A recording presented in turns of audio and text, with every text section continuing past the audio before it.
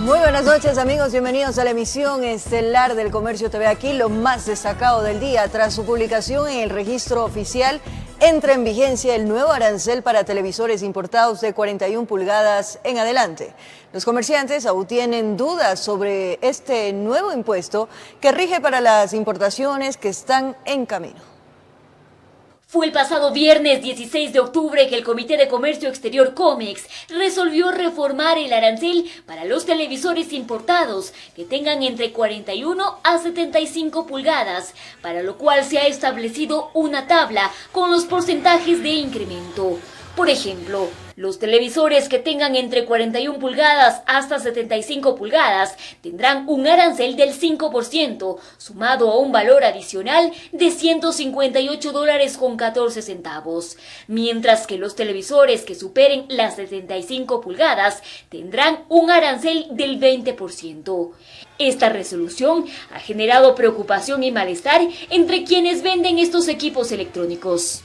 Medidas de esta naturaleza pues complican más el comercio y no esperábamos que incrementen los aranceles de televisores ni de ningún electrodoméstico en esta época tan dura que estamos viviendo los comerciantes. Andrés Mata, director ejecutivo de la Asociación de Almacenes de Electrodomésticos del Ecuador, sostiene que esto afecta directamente al consumidor. Si usted encarece los productos, el consumidor final tendrá que desistir de adquirirlos si es que ya los encuentra inalcanzables o muy caros. La medida ya se encuentra publicada en el registro oficial y por ende está vigente. Sin embargo, a Mata le preocupa qué pasará con las cargas que se negociaron antes de esta resolución y que están por venir. Todas estas cargas están produciéndose y son negociadas por mayoristas acá en Ecuador a un precio. ¿Cómo quedaría un inversionista que quiso hacer una inversión X en el país y ahora le cambian las reglas del juego? Deben de reconsiderar e incluir una transitoria de mínimo 120 días para que todo lo que esté en origen no sea agravado con este nuevo impuesto. Finalmente hacen un llamado al gobierno. Que el Ministerio de Finanzas, el nuevo Ministro de Finanzas, revise si efectivamente con esta medida va a tener más IVA, va a tener más ventas. En Quito informó Adriana Rojas. Asamblea planea regresar a legislar de manera presencial desde noviembre. La iniciativa tiene que ser aprobada por el CAL. Comunidades amazónicas denuncian falta de atención gubernamental en relación al COVID-19.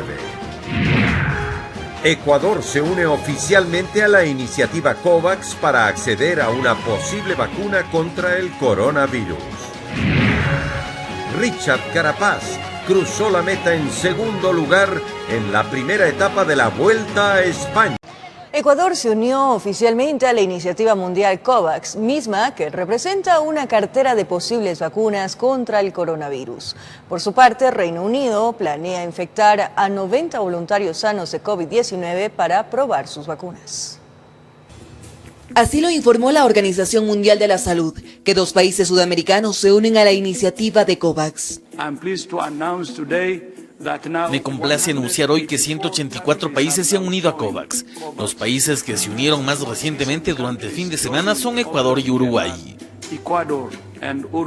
Y es que a partir de ahora Ecuador forma parte de esta iniciativa que representa una cartera de posibles vacunas que se están desarrollando contra el COVID-19. Y lo que más satisfacción genera, según el director de la Organización Mundial de la Salud, es que la entrega de las inyecciones será de manera equitativa en todo el mundo. El ministro de Salud ecuatoriano, Juan Carlos Ceballos, indicó que Ecuador espera recibir las vacunas contra el coronavirus entre marzo y abril del próximo año. Además dijo que ha adelantado gestiones con el laboratorio de AstraZeneca y Pfizer. Por otro lado, más de 60.000 voluntarios ya han recibido alguna de las 4 candidatas chinas a vacuna contra el coronavirus y las autoridades han confirmado que hasta el momento ninguno de ellos ha presentado efectos secundarios o significativos. Además de ello, las autoridades de salud informaron que actualmente hay 13 vacunas desarrolladas parcial o totalmente por el país asiático que están en fase 3 de ensayos clínicos.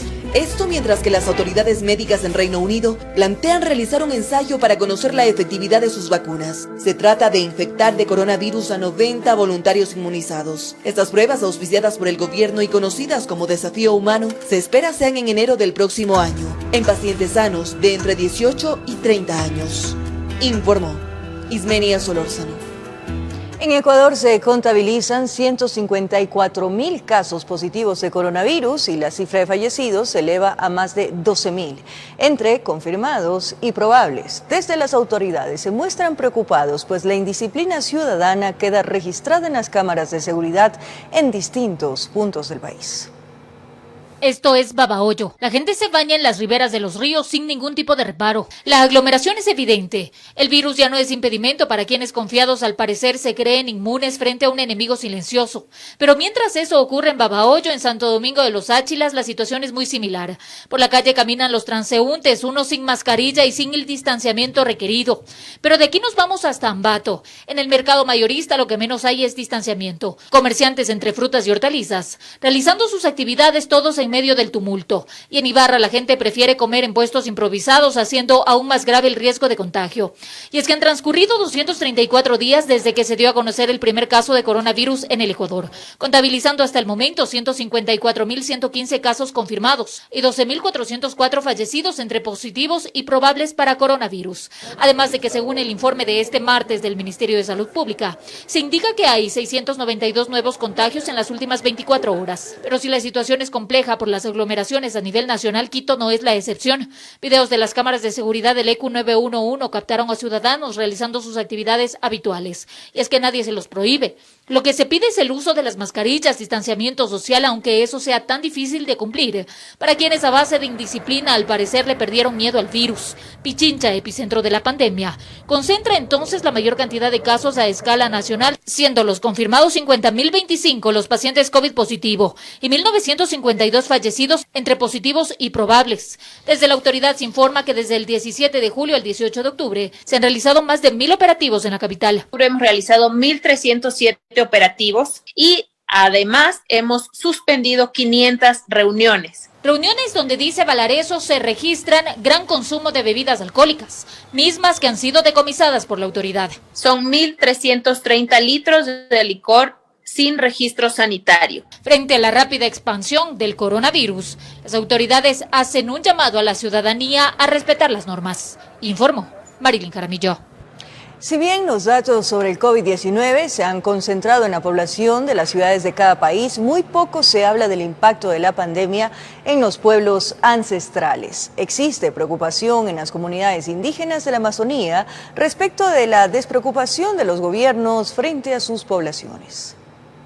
La denuncia de Coica, coordinadora de las organizaciones indígenas de la cuenca amazónica, que incluye a comunidades ancestrales asentadas en toda la región, es que los gobiernos no mantienen datos exactos de la afectación del COVID-19 en sus localidades. Los gobiernos no estaban contemplando los casos de los pueblos indígenas en sus estadísticas. Así Coica, en conjunto con la red eclesiástica amazónica REPAM, se han visto obligados a tabular ellos mismos los datos de sus comunidades, teniendo fichado que la población de pueblos indígenas contagiados en la Amazonía llega a los 66.848 y los fallecidos 2011. Teníamos que coordinar con los presidentes de las organizaciones miembros de la COICA para que ellos deleguen un punto focal, quienes nos ayuden a recabar la información desde el territorio y cubrir los espacios donde los gobiernos no estaban llegando. El dato general concluye que 238 serían aproximadamente los pueblos indígenas afectados. De ellos 10 están en Venezuela, 11 en Colombia, 10 en Ecuador. Perú son 51, Bolivia 21, Guyana 6, Surinam 6, Guayana Francesa 1 y la mayor concentración es en Brasil, donde constan 122 comunidades indígenas de la Amazonía afectadas. En la escala de los 122 pueblos indígenas afectados en Brasil, son 26.037 quienes están contagiados de COVID-19, fallecidos 673. Inclusive la Corte Interamericana, la Comisión Interamericana de Derechos Humanos se han pronunciado a favor de los pueblos indígenas, alertando a los estados para que den atención a los pueblos indígenas. ¿Y han hecho caso los estados? Desde luego que no, es falta de voluntad política. En Bolivia, de los 21 pueblos indígenas afectados, hay 3.745 casos confirmados y 146 fallecidos, mientras que en Ecuador, de las 10 nacionalidades indígenas amazónicas afectadas, constan 3.059 contagiados y 103 fallecidos. Estos datos nos ha servido bastante, uno, para posicionar, para visibilizar la situación de los pueblos indígenas frente al COVID-19, y también buscar la ayuda internacional de la comunidad internacional. En lo concerniente al territorio nacional, esperamos en los próximos días una respuesta del Ministerio de Salud que pueda corroborar los datos recopilados por Panam y Coica, así como las acciones emprendidas en estos territorios. Informó Javier Rosero. La Comisión de Salud de la Asamblea Nacional recibió al ministro de Finanzas, al titular de la cartera de Salud y otros funcionarios. En la sesión expusieron su preocupación en torno a la aplicación del reglamento a la ley humanitaria, que según señalaron, pondría en riesgo la estabilidad laboral de los galenos. Entre los cuestionamientos de los parlamentarios estuvo el interrogar al ministro de Finanzas, Mauricio Pozo, si se está listando el presupuesto para que médicos ingresen al Ministerio de Salud y qué tiempo demoraría en crearse esas partidas presupuestarias. Y el tiempo, como les dije en la intervención anterior, es muy complicado anticiparles. Lo que sí les puedo decir es que esto será atendido en el menor tiempo posible. Pero no me voy a arriesgar a darles una fecha cuando ni siquiera tenemos todavía la certeza entre las mesas de trabajo de cómo ir avanzando en este proceso. En torno a la ley humanitaria se recordó a los funcionarios que la propuesta recogió el criterio de garantizar a los médicos la estabilidad laboral. Se enfatizó que los galenos que han trabajado durante años se les debería entregar su nombramiento. El 90% de las personas no sería un incremento a la masa salarial, sería simplemente cambiar de su nominación a tener un nombramiento definitivo. Pero desde lo técnico se dejó claro que todo pasa por tener el presupuesto necesario. Para poder abrir el espacio presupuestario hay que hacer lo que les estaba explicando, de ver cómo están las distintas partidas, dónde hay ejecución, dónde se puede abrir algún tipo de espacio para poder abrir los recursos y con el financiamiento que se está recibiendo poder atender los compromisos de pago. Dentro del mismo tema, desde la Comisión de Salud se criticó el reglamento de aplicación a la ley humanitaria. Se comprendió que se busca no garantizar la estabilidad laboral del personal médico que trabajó durante la pandemia, contradiciendo así la norma. Claro que no estamos de acuerdo con el que en el reglamento se haya incorporado el precepto de criterio de optimización del talento humano. Pero la discusión en torno a estos temas no solo se queda en el legislativo, ya que gremios de médicos alistan para este martes su segunda jornada de protestas a nivel nacional en rechazo a los artículos relacionados a su estabilidad laboral. Informó Javier Rosero. Tras el plantón en el puente de Rumichaca por comerciantes colombianos, el presidente Duque sugiere la reapertura del ducto fronterizo. Por su parte, las autoridades de la provincia del Carchi solicitan que la frontera no se abra debido a los altos casos de COVID-19 en Nariño.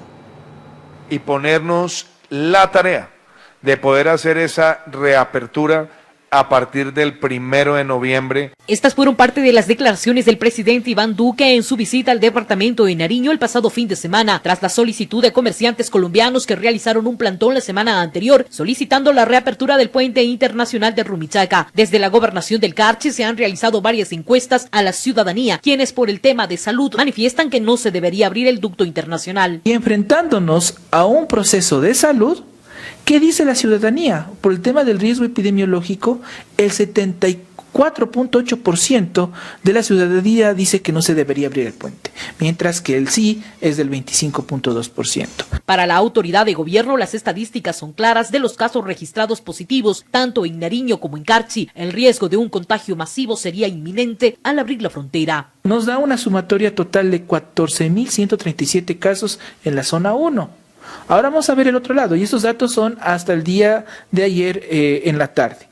En Nariño, de igual forma, dentro de lo que es el sistema, se ha hecho la investigación, tenemos 27.161 casos. Si hacemos un comparativo, nada más es 2-1, y eso hay que tenerlo en cuenta. Mientras que en lo comercial, la ciudad ha visto una reactivación económica paulatina desde el cierre de la frontera. Los negocios han empezado a vender sus productos, por lo que dicen no sería conveniente una reapertura ahora.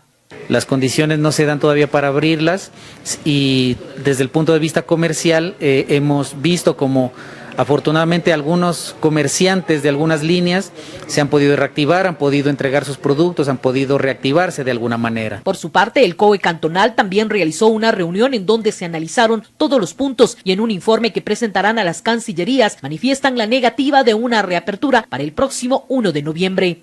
Si es que se abre para todas las personas el puente internacional de Rumichaca, preveemos de que pueda existir un colapso en nuestro sistema de salud, sobre todo en nuestro hospital Luis G. Dávila, por las condiciones de apertura que tiene nuestra legislación para la atención que debe ser obligatoria para todas las personas, incluyendo a las personas extranjeras. Con imágenes de José Cedeño desde la provincia del Carchi, informa Miriam Enríquez.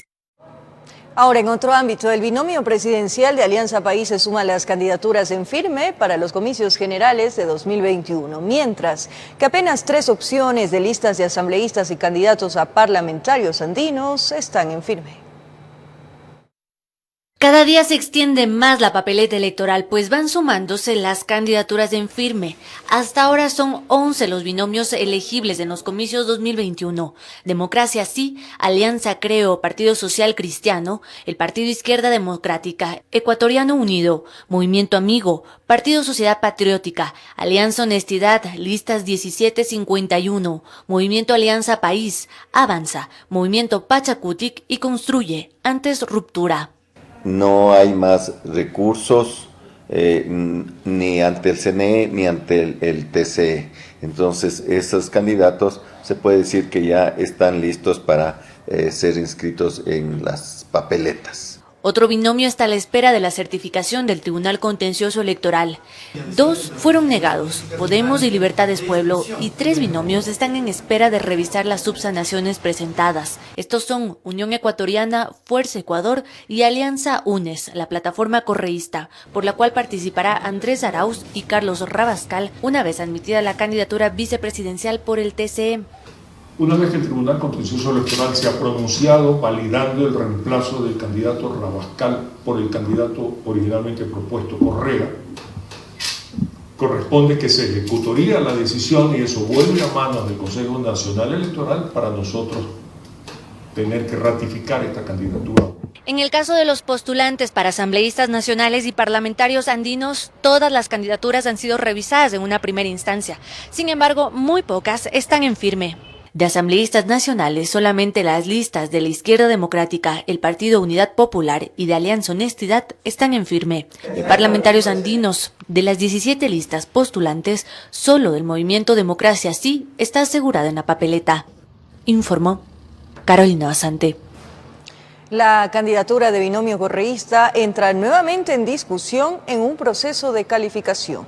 Esto se da luego que el Pleno del Tribunal Contencioso Electoral ratificó en segunda instancia que la proclamación y aceptación de precandidaturas de postulación popular es expresa, indelegable y personalísima. El pasado 30 de septiembre, el juez del Tribunal Contencioso Electoral, Arturo Cabrera, dejó sin efecto la figura de aceptación personalísima de una candidatura ante los delegados del Consejo Nacional Electoral. Decía que esta norma es inaplicable porque restringe el ejercicio de los derechos políticos. Sin embargo, la noche del pasado lunes, el Pleno de ese organismo ratificó en segunda instancia que la aplicación del requisito es correcta. El Pleno decide revocar la sentencia del juez Cabrera, argumentando primero que la Corte Constitucional habría inadmitido una consulta de norma que envió Arturo Cabrera al momento de abocar conocimiento de este caso, y la Corte Constitucional efectivamente al momento de inadmitir a trámite esta consulta le dijo a Arturo Cabrera que este no es un tema de constitucionalidad. En tal virtud, vuelve al debate la validez de la candidatura vicepresidencial de Carlos Rabascal, como binomio del candidato correísta Andrés Arauz. Esto porque se mantiene que Rafael Correa no pudo inscribirse como postulante segundo mandatario al no asistir de forma presencial. Ahora que la norma ha sido ratificada en su validez jurídica por parte del Pleno del Tribunal Contencioso Electoral, tienen que obligatoriamente analizar el tema de la aceptación de la candidatura de Correa, o qué era lo que podía o no podía abrir la ventana al reemplazo por parte de Rabascal. En concreto, dicen que la decisión del Tribunal Contencioso Electoral es fundamental para que el CNE analice las situaciones pertinentes. Esto una vez del fallo no tiene oportunidad de apelación al encontrarse en firme, informó Javier Rosero. Sobre la entrega irregular de carnés de discapacidad, existen denuncias sobre una empresa que habría pagado por el documento para, de esta forma, evitar contratar personas con discapacidad. ¡Abajo la corrupción! En medio de la entrega irregular de carnés de discapacidad, también estaría involucrada una entidad financiera, ya que habría pagado desde $1.000 para que algunos de sus trabajadores obtuvieran el documento, como lo denuncia el asambleísta Juan Cristóbal Lloret. Se gestionaba carnet de discapacidad en la ciudad de Guayaquil a sus empleados que, por ejemplo, utilizaban lentes o tenían pie plano para poder cumplir con lo que dice el artículo de la Ley Orgánica de Discapacidades. Y es que según el legislador, además del incumplimiento de la ley, se trataría de casos de discriminación. Yo le pongo el ejemplo de una persona que tiene una silla de ruedas, que puede ser un cajero en una institución pública, puede cumplir con la misma eficiencia que otra persona que no tiene discapacidad. Yo creo que sí, le están dejando fuera de tener una opción laboral a una persona que realmente lo necesita. Entonces eso es perverso, Sobre este tema, el Ministerio de Salud Pública no tiene mayores datos. Entiendo que eso es un rumor que está circulando en redes sociales, pero desde la parte técnica nosotros no estamos en capacidad de juzgar. Eso le corresponde a la instancia, corresponde a la justicia. El Código del Trabajo dispone a las empresas con al menos 25 trabajadores, que el 4% de ellos deben ser personas con algún tipo de discapacidad. Y de acuerdo a las cifras entregadas al asambleísta por el Ministerio de Trabajo, de 194 entidades financieras privadas, 42 no cumplen con el código y de 6 instituciones públicas, todas cumplen con la disposición. Por otro lado, la Asociación de Personas con Discapacidad del Guayas también encontró novedades sobre este tema. Hay una enorme lista de personas que tienen discapacidad física e intelectual, pero no se refleja de que los sustitutos también estén trabajando ahí. Son considerados sustitutos aquellos parientes de personas con discapacidad severa igual o mayor al 75%. Ellos también deben ser contratados por las empresas para asistir en las labores de su representado. En ese sentido, como al Consejo Nacional de Discapacidades ya no le corresponde emitir los carnés, ahora hace un seguimiento para que los derechos se cumplan. Apoyamos, impulsamos el tema laboral con el Ministerio de Trabajo, con el MIE se revisa los procesos también de los bonos que se pueda ir aplicando. Lo que hay que revisar principalmente es que esas políticas públicas vayan de acuerdo a las necesidades específicas de los ciudadanos. Como parte de esas políticas públicas, el presidente Lenín Moreno informó que puso en marcha en primera fase la entrega de placas diferenciadas a personas con discapacidad. También anunció lo siguiente. La misión Manuel Espejo volverá a recorrer todo el Ecuador, a detectar todas y cada una de las personas con discapacidad y poder acudir inmediatamente a solucionarle sus problemas. Y es así como se intenta devolver a la ciudadanía la seguridad sobre un proceso que ha sido trastocado por la corrupción y que dejó como resultado un manto de desconfianza sobre quienes portan un carné de discapacidad.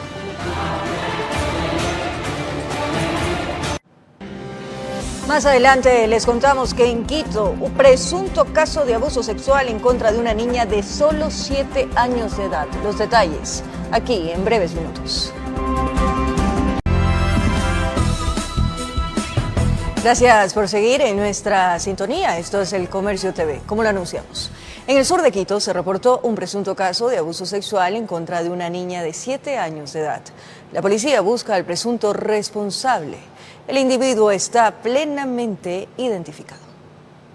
De acuerdo al relato de la madre de la pequeña, como todos los días acudió a la casa donde cuidaba a 2 adultos mayores, salió de compras dejando a su hija en la vivienda. Cuando regresó, se topó con una escena espantosa. Aparentemente la niña fue abusada sexualmente por quien sería el hijo de sus patrones. El presunto victimario es hijo de estas personas quien había abusado de la niña menor de edad. Se armó un escándalo, se activó la alarma comunitaria, los vecinos salieron. En medio de la confusión, el presunto responsable desapareció del conjunto habitacional privado. Este circuito cerrado de televisión del conjunto donde vivía el supuesto agresor, donde se observa que él abandona el lugar minutos antes de que llegue la Policía Nacional. La madre y su hija de 7 años pasaron a protección de la DINAPEN. El sospechoso está siendo buscado por la policía. Los uniformados cuentan con todos los pormenores y detalles del sospechoso. Asistencia inmediata, tanto a la víctima, la menor de edad, otorgándole todas las medidas de seguridad y trabajando con servicios especiales de la Policía Nacional, en este caso DINAPEN. De igual forma la asistencia psicológica tanto para la madre como para la menor de edad. Pero no sería el único caso. En el sector de Las Cuadras, los familiares de un adolescente indicaron que la menor fue violada por un familiar de su padrastro, mientras en Guamaní los uniformados ayudaron a una joven que también denunció que estaba libando con unos amigos y perdió la conciencia y se despertó en una casa de salud semidesnuda. La modalidad que se da lo hacen al interior de los inmuebles, bajo personas de confianza o de familiares cercanos o lejanos. 3 casos reportados en las últimas horas en el distrito Quitumbe. Lo más preocupante que entre las agredidas está una niña de apenas 7 años de edad. En Quito informó Iván Casamen. En el centro de la ciudad de Cayambe, una herida de arma blanca acabó con la vida de un joven. Aparentemente todo pasó en medio de una riña. 3 personas fueron detenidas por el asesinato. Serán las investigaciones las que esclarezcan cómo pasaron las cosas, pero en primera instancia varios amigos habrían estado conversando a pocas cuadras del Parque Central de Cayambe. Supuestamente 3 personas llegaron e intentaron robarles una bicicleta, se armó una riña callejera y las consecuencias no tardaron en aparecer. Encuentran a una persona masculina con una herida de arma blanca a la altura del cuello. La víctima, de más o menos 25 años de edad, permaneció con vida algunos minutos, pero la gravedad del corte pudo más que sus ganas de vivir. Cuando llegaron paramédicos de los bomberos, solo confirmaron su deceso. Ya no había signos vitales cuando llegó la ambulancia hasta el sitio. Moradores del lugar aseguraron que se trataría de un intento de robo. Uno de los amigos del occiso siguió a los presuntos responsables de la agresión, vio que ingresaron a una casa, avisó a la policía. Los uniformados, en flagrancia, allanaron la vivienda. Personal preventivo ya se encontraba con la aprehensión de los 3 posibles causantes del hecho y obviamente se procedió a fijar las prendas de vestir para a fin de establecer una respectiva asociación de los indicios. Incluso encontraron la presunta arma blanca que uno de ellos utilizó para atacar al difunto. Los 3 amigos aparentemente involucrados en el crimen fueron detenidos por el presunto delito de asesinato. En uno de los domicilios de los detenidos se procedió a fijar un arma blanca que podría estar inmiscuida en este hecho. Ahora serán las autoridades judiciales las que determinen el grado de responsabilidad de cada uno, sobre todo quién fue el causante de la herida mortal. Un nuevo caso donde la muerte llegó por uso de cuchillo, arma blanca cuya tenencia no está tipificada como delito, es de libre porte. En Quito informó Iván Casamen. Seguimos recorriendo el país. En Cuenca, la Fiscalía investiga una presunta estafa masiva. Ciudadanos habrían pagado desde $3.000 en adelante a un policía que supuestamente les ofreció ser parte de la Agencia Civil de Tránsito. Las autoridades de la institución indicaron que no existe un llamamiento para nuevos agentes. Son casi una veintena de ciudadanos los que se sienten perjudicados en Cuenca, pues con falsas promesas habrían pagado miles de dólares a un gendarme para ser parte de los agentes civiles de tránsito. El presunto estafador sería un uniformado. A las diferentes personas se dice que tienen que depositar una cantidad de $3.000 para poder ser parte de este curso y a su vez ser contratados en la empresa de movilidad EP o EMOV EP. Según explica el fiscal de Cuenca, Leonardo Amoroso, ellos debían, según lo dicho por el gendarme, el 15 de octubre ya iniciar el curso, pero vaya sorpresa la que se llevaron. En el Salón de la Ciudad iba a darse la inauguración del curso. Fue convocado inclusive a esta supuesta inauguración. Al llegar al Salón de la Ciudad se percató de que no había, el salón estaba en primer lugar cerrado, no había tal persona, no había tal curso. El uniformado, según las primeras indagaciones, presentaría sus servicios en el Cantón Gualaceo. Ahora que desde la Policía Nacional se informa que también colaborarán con las investigaciones. No vamos a ocultar a nadie. Le hemos dado ya todas las facilidades. Es más, está un señor oficial ahí, el jefe de la Policía Judicial, coordinando con Fiscalía. De su lado, desde la Agencia Municipal de Tránsito, se indica que no se ha hecho un nuevo llamamiento para nuevos agentes. No hemos hecho ningún llamamiento. Además, las personas que han sido timadas, como usted dice, pues nunca se acercaron tampoco acá a la empresa. Las autoridades, frente a este caso de presunta estafa masiva, hacen un llamado a los ciudadanos para no ser víctimas de la viveza criolla. Informó Marilyn Jaramillo. 4 adultos y 2 menores de edad fueron albergados en un centro temporal municipal del sector de La Tola, tras la fuerte lluvia de este lunes que provocó el colapso del techo de su vivienda. Las autoridades contabilizaron que las precipitaciones afectaron en total a 22 personas. Nunca vieron una lluvia tan intensa. Estas fueron las palabras de asombro de la familia de extranjeros que fue albergada en el centro temporal municipal del sector de La Tola, luego del colapso del techo de la vivienda donde habitaban. Al principio todo normal, yo me había sorprendido porque había mucho granizo y yo contenta con mi hija. Y de repente cuando vamos al cuarto, ya estaba todo lloviendo adentro de casa. Prácticamente se cayó el techo. La familia, integrada por 4 adultos y 2 menores de edad, podrá permanecer en el centro temporal los siguientes 8 días. En este lapso de tiempo de buscar la forma y la manera pues de ubicarse. Vas a buscar un nuevo arriendo, no hay otras. ¿Y usted en qué trabaja? Yo ahorita estoy trabajando en un taller.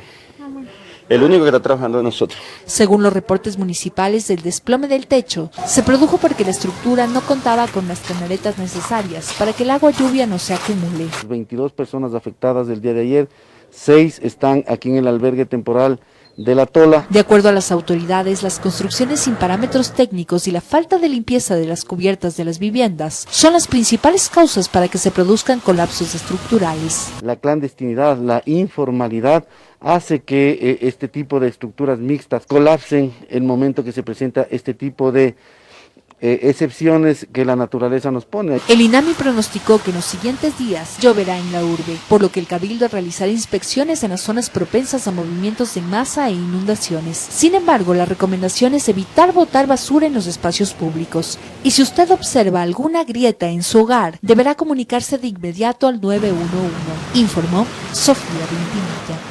355 funcionarios municipales solicitaron la compra de sus renuncias. La petición, según las autoridades, no estaría relacionada a presiones por parte del Cabildo. Sin embargo, la administración aprovechará la decisión para así iniciar la reestructuración del aparato municipal, que incluye la reducción de personal.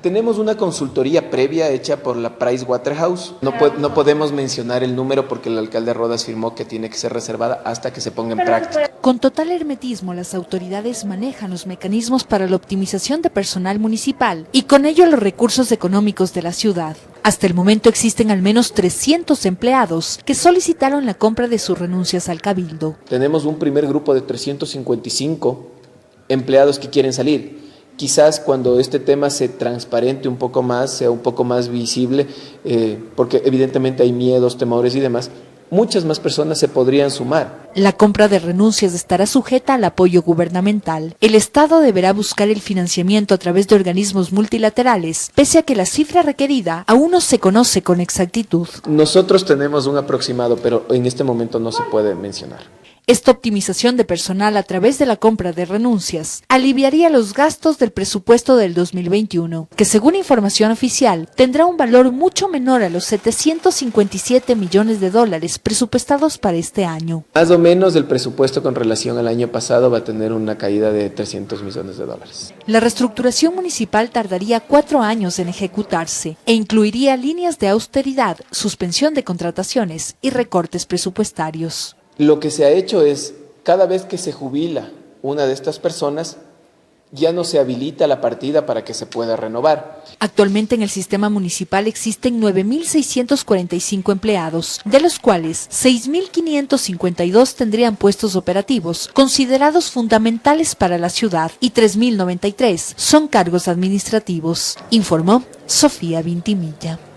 Mientras que en el puerto principal, la alcaldesa de Guayaquil, Cintia Viteri, junto al exalcalde y presidente del Comité Bicentenario, Jaime Nebot, inspeccionaron el funcionamiento de la aerovía que iniciará a operar en el mes de diciembre. Las autoridades llegaron en una de las 154 cabinas que forman parte del sistema aerosuspendido Aerovía. Por el momento la obra se encuentra en un 93% de avance. Lo que se hizo este martes fue una inspección de todas las 5 paradas con las que cuenta la aerovía. Una de ellas fue cruzar el río Guayas, desde la estación 4 Mosqueteros, que operará en Malecón y Loja en Guayaquil, hasta la que está ubicada en el Cantón Durán. Y hoy estamos aquí en un sistema novedoso de transporte público aéreo suspendido que le costará a la gente tan poco como le cuesta la movilización, o menos como le cuesta la movilización por tierra para poder llegar de Durán a Guayaquil. Jaime Nebot resaltó que este tipo de obra ha sido posible por la sana administración existente, que solo busca progreso y bienestar. Aquí decimos algo, se hace, y se hace para la gente. Otros prometen el oro y el moro, y del todo no dan nada, porque en esta provincia, mientras vivamos los que estamos aquí, y en esta ciudad, nunca vamos a permitir que eso suceda. Este proyecto tiene un costo de $114 millones, de los cuales el 85% fueron cubiertos por partes iguales por el municipio de Guayaquil y la Autoridad de Tránsito Municipal, mientras que el 15% restante lo asumieron dos consorcios. Trabajo conjunto con la Banca Internacional, que cree en Guayaquil y que por su progreso, por su tesón, decidió financiar esta obra de innovación, pero fundamentalmente ícono de movilidad sostenible, la primera en Ecuador. En el pasaje está incluido el servicio de bus alimentador en el Cantón Durán. El sistema Aerovía transportará diariamente a 40.000 personas. Las cabinas tendrán internet y además existirá un sistema de seguridad que se encargará de vigilar todas las instalaciones, informó Carlos Julio Gurumendi.